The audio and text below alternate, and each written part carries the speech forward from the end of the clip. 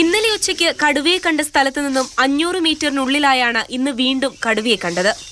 കൃഷിയിടത്തിൽ കടുവ കിടക്കുകയാണ്. അധിക ദൂരം സഞ്ചരിക്കാത്തതിനാൽ കടുവ അവശനെന്നാണ് വനംവകുപ്പ് നിഗമനം. പ്രദേശത്തിനു ചുറ്റും വനംവകുപ്പ് ഉദ്യോഗസ്ഥർ നിരീക്ഷണം നടത്തുകയാണ്. മയക്കുവെടി വെക്കുന്നതിനായി കാസർഗോഡ് നിന്നും വിദഗ്ധ ഡോക്ടർമാരുടെ സംഘമെത്തും. തുടർന്ന് കടുവയുടെ ആരോഗ്യം നിരീക്ഷിച്ചതിന് ശേഷമാകും തീരുമാനം. കടുവ കൂടുതൽ അവശനാണെങ്കിൽ വലയുപയോഗിച്ച് പിടികൂടുന്നതിനായുള്ള സാധ്യതയും ആലോചിക്കുന്നുണ്ട്. എത്രയും വേഗം കടുവയെ പിടികൂടണമെന്ന് നാട്ടുകാർ ആവശ്യപ്പെട്ടു.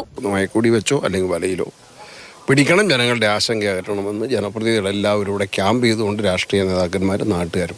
പോലീസ് 144 പ്രഖ്യാപിച്ചിട്ടുണ്ട്. അതുകൊണ്ട് ഞങ്ങൾ ഇവരാരുമായിട്ടും തർക്കിക്കാനോ അല്ലെങ്കിൽ വെള്ളം വെക്കാനോ ഞങ്ങളില്ല, സഹകരിക്കാനാണ്. എന്നാൽ ആക്ഷൻ എടുക്കുന്ന എന്താണെന്ന് ജനങ്ങളെ ബോധ്യപ്പെടുത്തണം. ഇന്ന് പിടികൂടാൻ കഴിഞ്ഞില്ലെങ്കിൽ രാത്രി വളർത്തുനായകളെ തേടി കടുവ വീടുകളിലേക്ക് എത്താൻ സാധ്യതയുണ്ട്. ഇതാണ് പ്രദേശവാസികളിൽ ഭീതി ജനിപ്പിക്കുന്നത്. ഇന്നലെ റോഡരികിൽ കണ്ട കടുവ വീട്ടുമുറ്റത്തുകൂടി നടക്കുന്ന CCTV ദൃശ്യങ്ങളും ഇന്ന് പുറത്തുവന്നു. മാതൃഭൂമി ന്യൂസ്, കണ്ണൂർ.